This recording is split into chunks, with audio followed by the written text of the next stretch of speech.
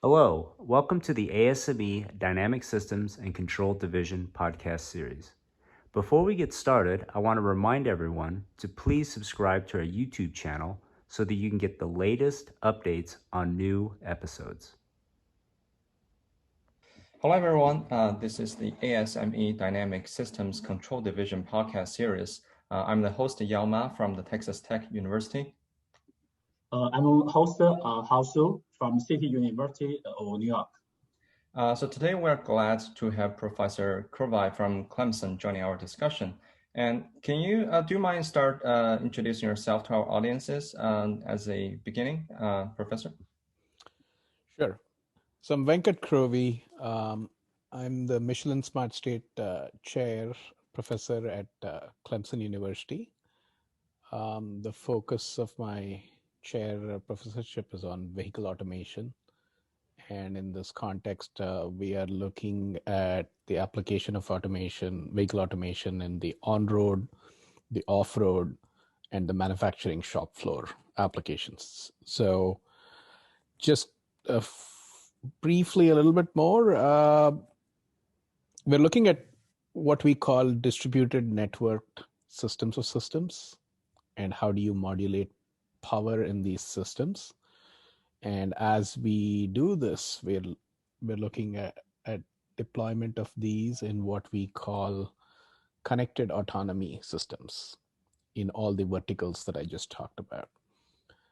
And so this has created lots and lots of opportunities for actual deployment. And as we were discussing a few minutes earlier, cross-pollination across these verticals. So I'm looking forward to discussing these with you. Okay, thank you for the speaker briefly introducing the ASME DSCD podcast series. We interview researchers, student leaders, journal editors, and other members of our community to facilitate better communication and build a closer community by inviting a diverse group to share their stories and insight in a somewhat casual setting. We hope to bring the community closer and inspire more conversation. All right. So bring back to the original question. We know that you have a very successful and comprehensive research program that touching bases on many areas of mechatronics control. I think previously you have the assistive robots and mobile robots, and also the autonomous vehicles you just mentioned. So can you share with us, how do your interests originate and develop throughout your career?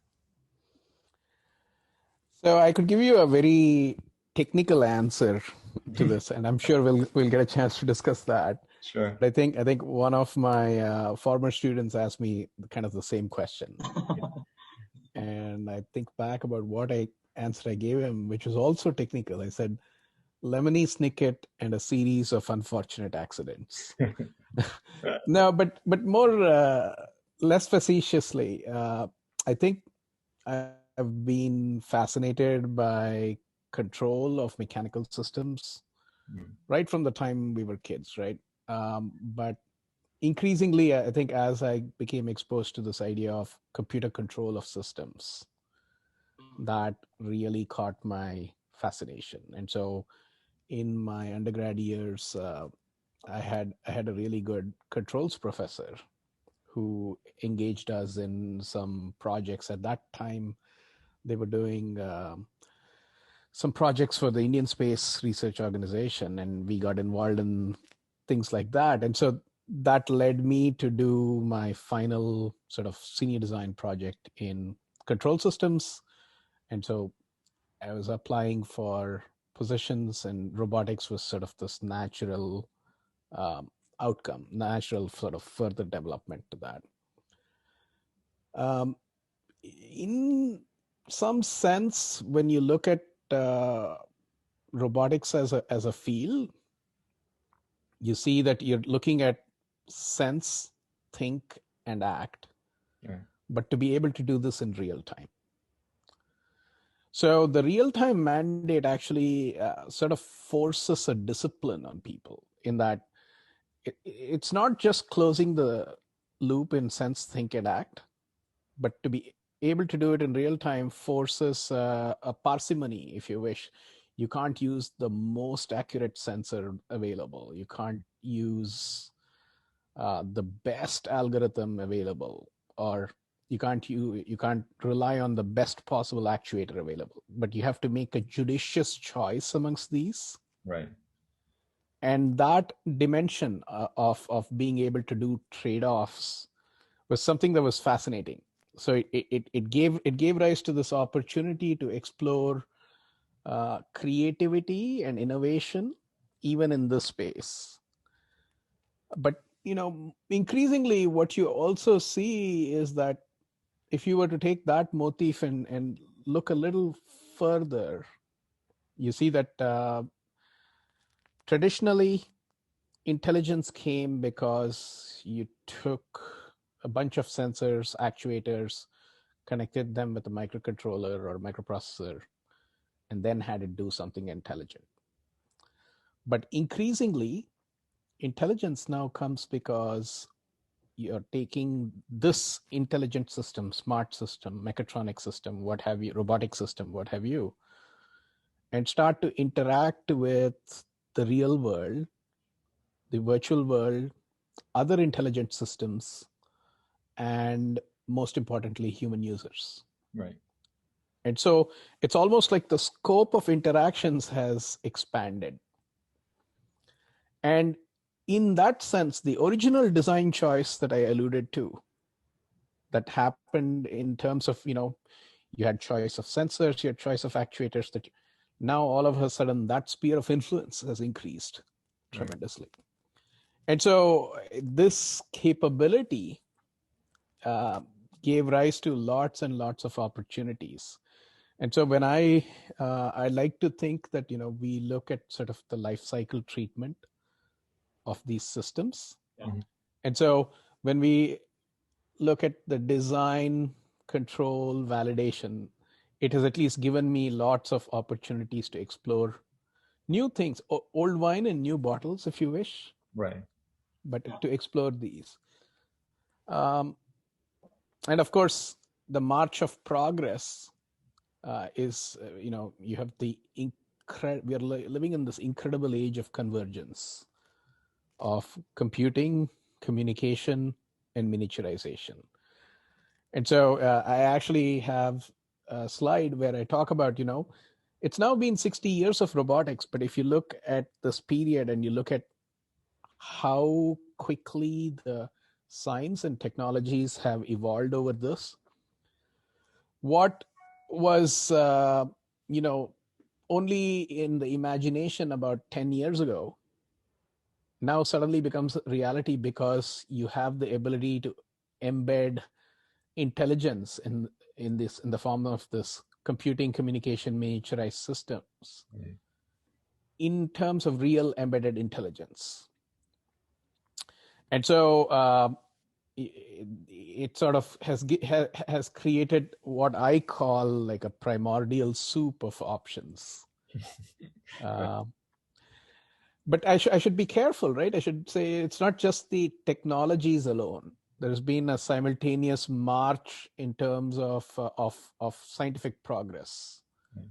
So the world as we knew it, that was reliant significantly on sort of analytical methods, has transitioned to a numerical methods frame and now a probabilistic methods frame of thinking of the same world, harnessing the power of the compute.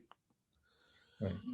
And this has now created additional opportunities. So in terms of at least the different projects that you mentioned here, I see that this capabilities has created the opportunity.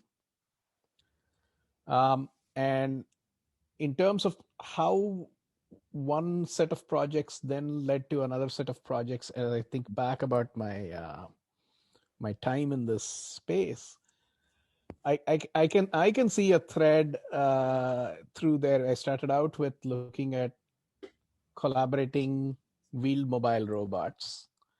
That naturally led to sort of an exploration of distributed teleoperation that then led to the parallel exploration of haptics and haptic systems and teleoperated haptic systems that then led to a deeper exploration of surgical robotics, which was one of the application areas for this.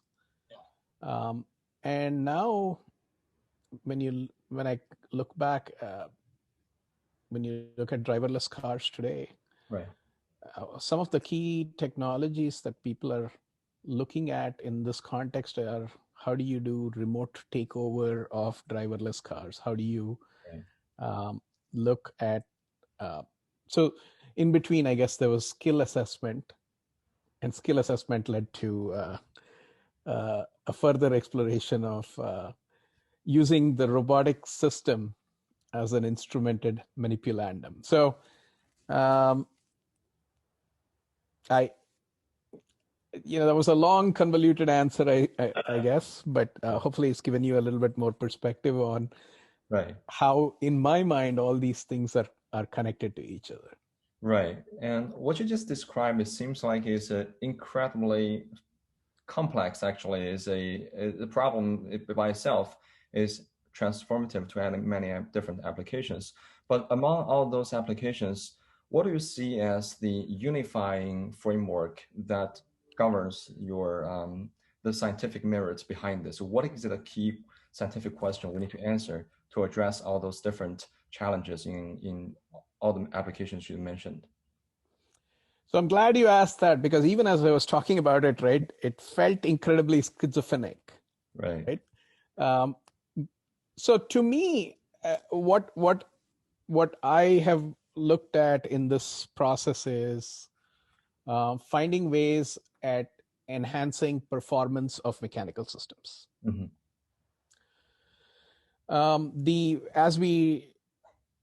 So robotics as a field, right, as I mentioned just a little bit earlier, started out with monolithic systems, which had limited capacity.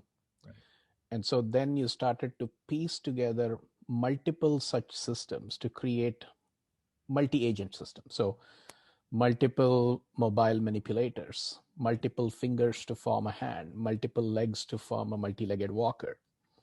And the era of cooperation that started in, say, the late 90s, late 80s, early 90s, in a centralized frame brought us to a point where in the early 2000s, people started thinking about distributed operation. So one highlight that I will mention here is that the internal degrees of freedom of the system kept increasing. Right. And so you had many more systems to coordinate. But the technologies, et cetera, were not in place, and the science was not in place to allow for a decentralized operation. Yeah. And so decentralized cooperation became a big push in that era from 2000 to about 2010. It still is, but I think that was one period when there was a lot of effort.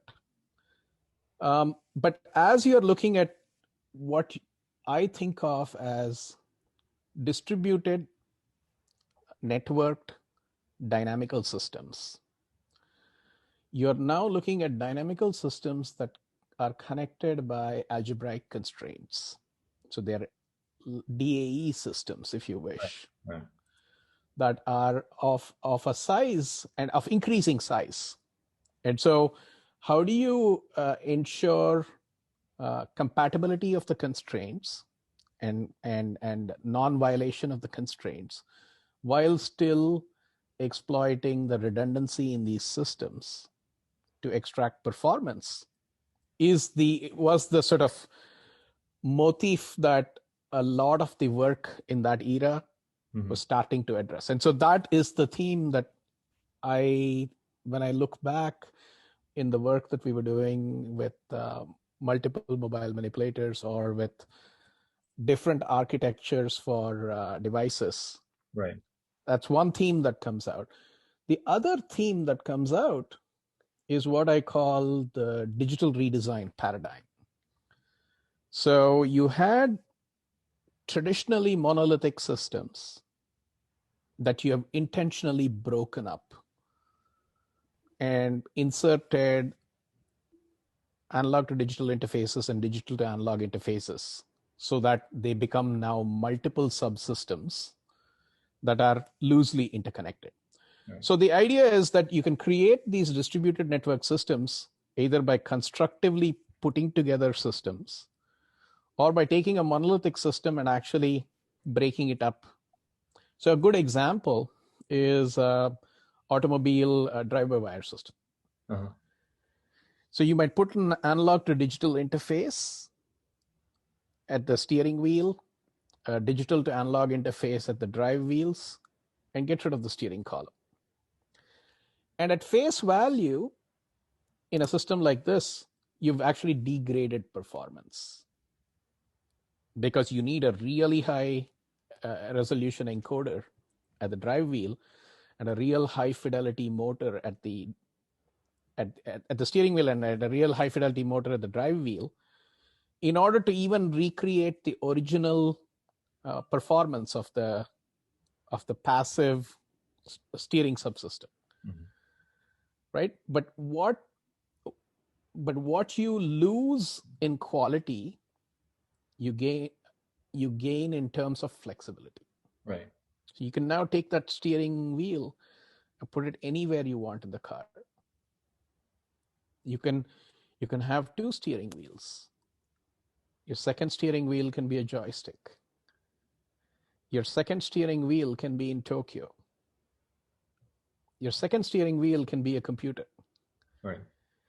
So you have these two ideas of, but what you've done is that you've taken a monolithic system and intentionally introduced complexity, mm-hmm. added more degrees of freedom to that system. Right. But that you then harness performance by optimizing these in interesting ways. And so if you take this idea and then you say, what happened in the surgical robotics space? When intuitive surgical came up with the master system, the slave system, so the teleoperation era was the place where systems like these, where you had a master system and a slave system connected over an internet, became possible, right? Yeah. And so you see that there was no reason to develop a Da Vinci, so where you actually put the master and slave in the same room, but separated. Right. But in doing so, you've now created incredible design choice in terms of how you do the master, incredible design choice as far as the slave, and lastly, incredible design choice in how you map the master's inputs to the slave inputs. Because once it's in the digital realm, you have this opportunity to really map, to try different kinds of mapping. And so if you now look at, some of the different fields, space telerobotics, the Mars mission or the Predator drone, or you look at the modern day automobile, you're seeing that this digital redesign paradigm is washing over each one of these areas, wave after wave. Last but not least, right? It's not unique to robotics. Like you can think about consumer electronics, mm-hmm. and say when analog cameras became digital cameras, professional photographers swore they would not use a digital camera because who needs a 640 by 480 camera? Yeah. But today, the fact that you can take a picture, send it off to Tokyo, have them touch it up, print anywhere, 3D printing. And so this idea of a digital redesign of the world is what I think I find fascinating, because I know that it's going to keep me in business for a long while. And this is what I tell all my students to, like, let's understand the principles here so that, we will be in demand Right. for a long time. Right. And I think we talked about, these two themes, the scientific themes, that is, as the fundamental motives for all those projects are from the technology sides. But as also, meanwhile, as we as a researcher, and a lot of application you mentioned here, like the surgical robots, the self-driving cars, can also potentially have tremendous social economic impacts. And so as a researcher, how do you see we magnify this kind of impacts, or what kind of practice would you suggest for doing that? So one caveat, one sort of qualification I'll make to some of the earlier statements that I said, right? I've talked about the technologies as assisting this process, but in reality, what these technologies have empowered is what I call digital insight into a traditionally opaque analog world. So previously, when you, in the driving system case, you had the hand wheel, you had the drive wheels, and you had no idea what was going on in between. You could put some sensors for power assist and the like, but it was restricted to the car.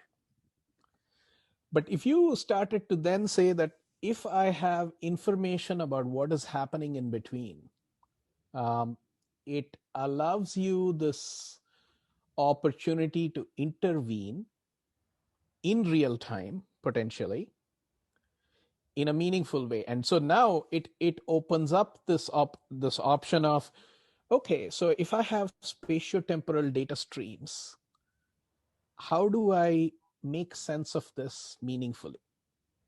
And so from a science perspective, if you start to say, how do I apply this insight to solve some of these problems, it creates the new opportunities. But from a social impact perspective, I think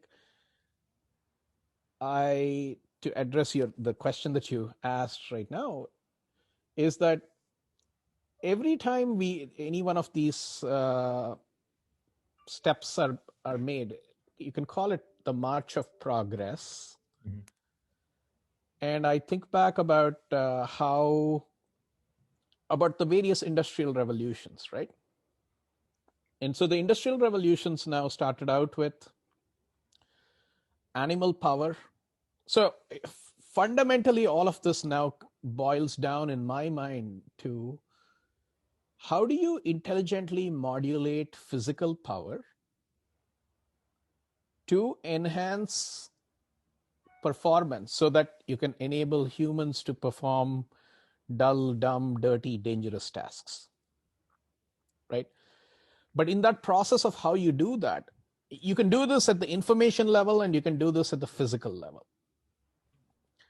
And when you're doing this at the physical level, there are performance criteria such as efficiency, effectiveness, that you're now looking to somehow improve. So keeping that construct of physical power as the basis, then, if you said in the early pre-industrial era, it was animal power, Right. that you might harness through gears and the like. In the windmills, water mills, things of that sort. Right. Then came steam power, and steam power gave you the ability to control the generation of power and then its transmission.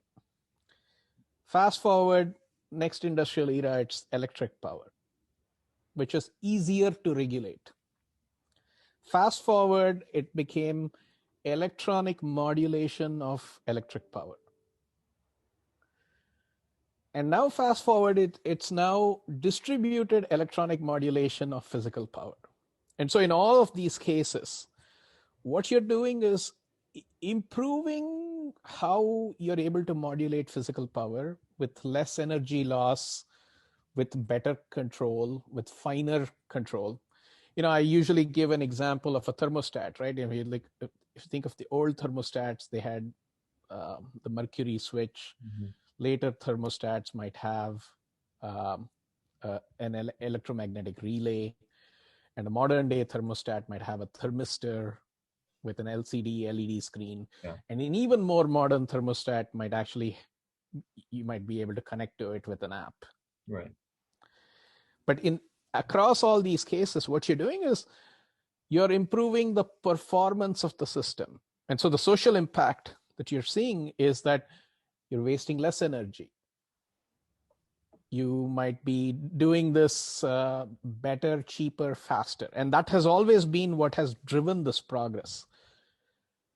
But it has also created problems, and I won't deny that, right? And I think we as scientists and engineers need to be aware of that, right, and think about it. So just because we create, I mean, the most recent colonial hack is a great example of how a distributed network system right, can has exposed lots of attack surfaces, and to that extent, it's like opening up a Pandora's box and then bringing out all the host of evil and illnesses as well as good. But at the end, there is hope. right. The fairy called hope. So hope springs eternal. Yeah, I think really interesting to hear you talk about the digital transformation and the digital insight. And when you talk about the modulation of physical power, it reminds me when I was a student with you, and you talk about the robot, it basically converts the electrical energy to mechanical energy, right? So I think it really resonated this kind of the general framework, and also your current very pioneering new work. Yeah, I have some question about you have recently served as editor-in-chief of the ASME Journal of Mechanisms and Robotics, and also I think you have this. You're also the editor-in-chief of the SAE International Journal of Connected Automated Vehicles, and many other leadership roles in journals and conferences. Could you please share with us your experience and perspective, maybe a little bit of history, maybe one or two of those two journals? Yeah. So more so than the journals, I think my current roles with the journals are more of an offshoot of my engagement with the societies. So there is ASME, which is the first society that I joined. Then there's almost around the same time I joined IEEE, and now more recently SAE. So the rationale for joining these professional societies, of course, there's a technical component of it that lured me to come to the society, to join the conference, to be able to access the conference and the journal and other technical literature. But I think the reason why I've continued in these roles and actually taken on more volunteer roles is because of the community. And so in that sense, right, I think one of the things we should do is give kudos to the two of you for starting this discussion, this podcast series, because in this socially distanced era, right, we don't get that much of a chance to come together and share ideas. So one of the things that I've found in all these professional societies is finding like-minded people. I kind of use the words committed or fit to be committed people who end up often taking on a second job. This activity work, this is like a calling, right? This activity ends up taking so much of your time in addition to your primary job as a professor that sometimes you wonder, and sometimes your family wonders what you're doing. But I've found it very satisfying because of the interactions that I've had now with fellow colleagues, very smart people who all share a similar sort of vision for what needs to be done. I'm actually thinking back about one of the leadership retreats where they brought an external sort of mediator and asked them. And one of the questions that mediator asked was, let's go around the table and have people write down, why did you join this organization? Or what brought you to this?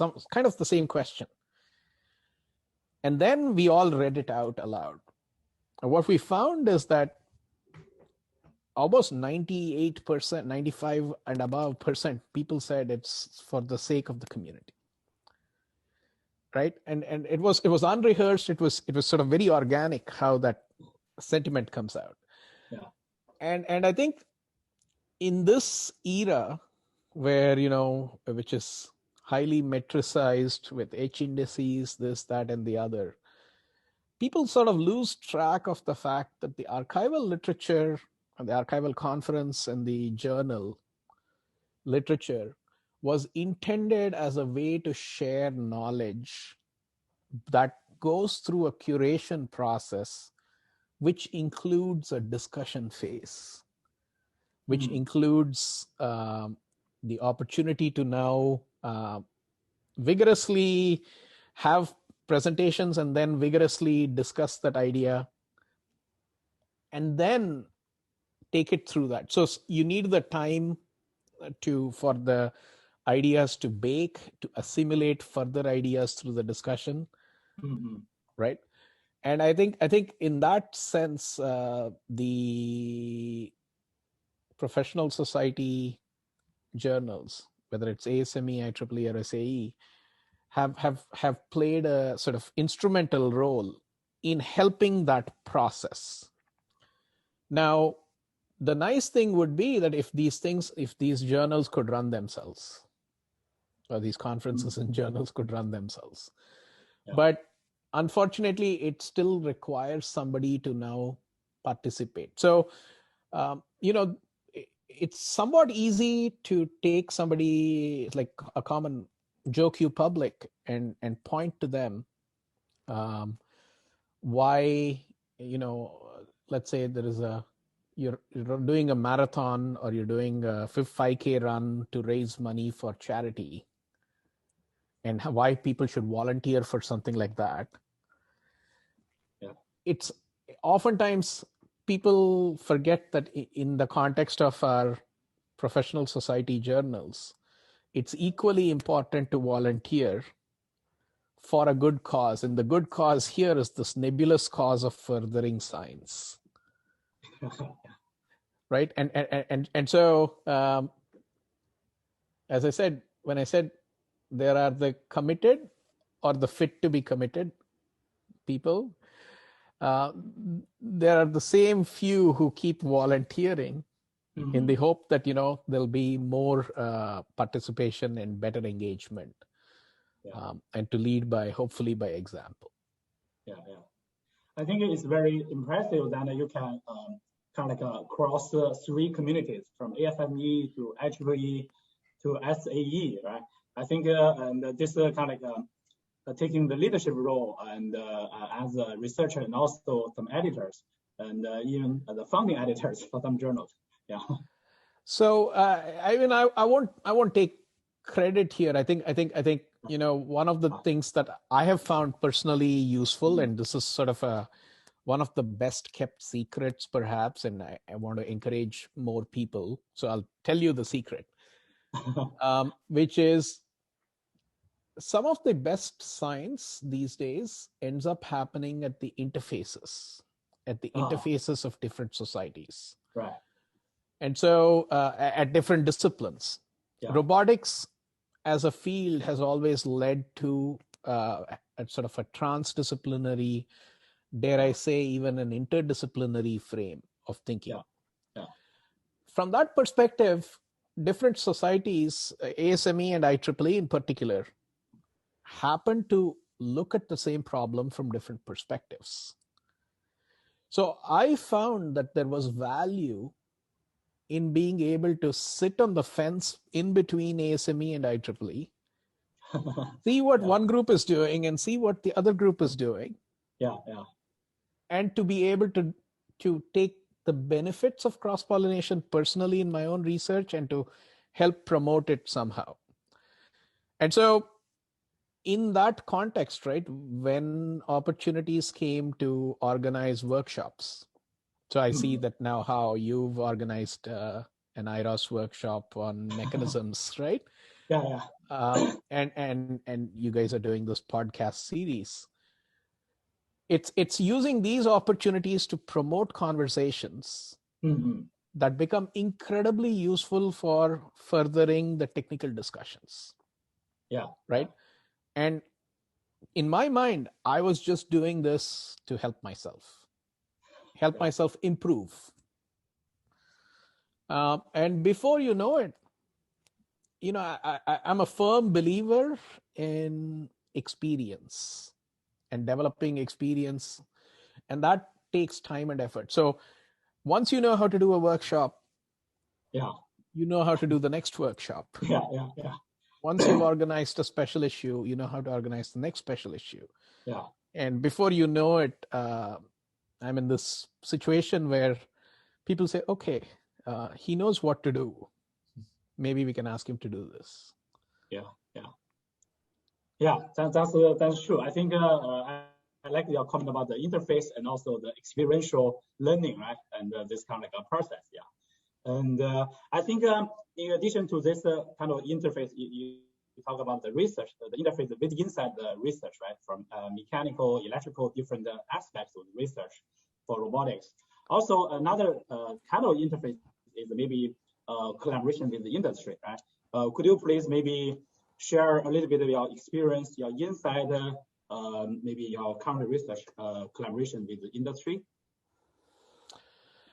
Sure. So I think one of the things that we talked about when we talked about academia is that academia is this very unique place where,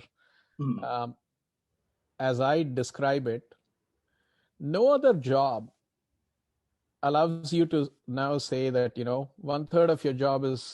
roughly a third of your job is research, third of it is teaching, and a third of it is service.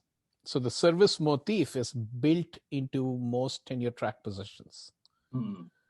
When you now look at industry, their 100% of their job, or maybe 95% of their job, is the actual work, which is whether it's a research or it's development or what have you.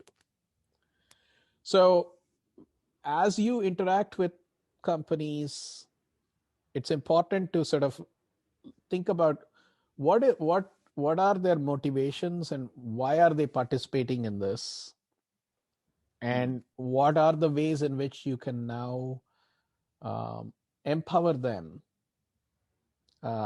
to highlight a series of successes that allows them to then stay relevant and keep promoting the interaction with academia. So in academia, we tend to think much more longer term. Some of the problems are also very hard, and they end up being much more long-term projects. But if you're not able to carve out smaller sets of projects that lead up to this grand project outcome that you're looking to get at the end of 2-3 years, you will lose the attention of your industry partner. So especially to sort of faculty and young faculty, I talk about it as team building. And, many of us do design projects where you have multiple participants in a team. So what are the constituents of a team that you would think about if you had the ability to pick the students who go into the team? You're looking for diversity, different strengths. Maybe if it's a robotics project, bring in a mechanical, electrical, computer science students together. But also to actually scaffold it through a series of steps. And so there's an early outcome, a design review, and followed by other periodic milestones that then leads to the final project. I don't know if you've ever been successful in simply saying, here, I go into a course, there is the final project demonstration for the course, and there's nothing in between. Never happens. It never happens. And so in that sense, if you're able to do this now with industry interactions, I've found that it's a lot more work, right? I won't deny it. But I think I have found that it's helped me to help create these intermediate outcomes Mm-hmm. that they are then excited about and are able to sort of take back to their management, Mm-hmm. who are, for better or for worse, they're looking at immediate outcomes of investment. One last thing I'll mention is that I think we are in this incredible era of public-private partnerships where there is enormous amounts of funding that's going to come out, is coming out, and will come out for interactions with industry. Usually, you are looking for the industry partner to participate with in-kind effort, whether it's expertise or personnel time or equipment, and you're not requiring cash contributions from your industry partner. The real important thing is their intellectual engagement as well as their ongoing operational engagement, right? And if you're able to now articulate it to them, I think most of them see the value in being able to connect to that. Usually the place where things become challenging is when you require cash contributions directly from the industry partner. But fortunately, there are like enough resources, whether it's DOE, DOT, NSF maybe does not allow cost sharing, but there are other agencies that actively encourage cost sharing. And so, again, how do you get started on this? Baby steps, experiential learning, the same processes that we talked about. So it's not rocket science per se. Yeah, very, very cool to know about your perspective. And because we in the podcast series, we also want to cover a little bit casual topics. For example, in addition to research, what do you do outside of like research, and maybe in particular during the pandemic, do you develop some new hobbies? So depends on whom you ask this question, right? Like to my family, my wife and kids, they say, you have a life outside work. No, but you know, I like to read a lot. So I used to play soccer when I was back in the university for the university team. I've had some knee surgeries, and so now it's much more sort of cycling types of activities that don't stress the knee out. But I think there have been some really phenomenal books. I'm not averse to spending hours in front of a TV.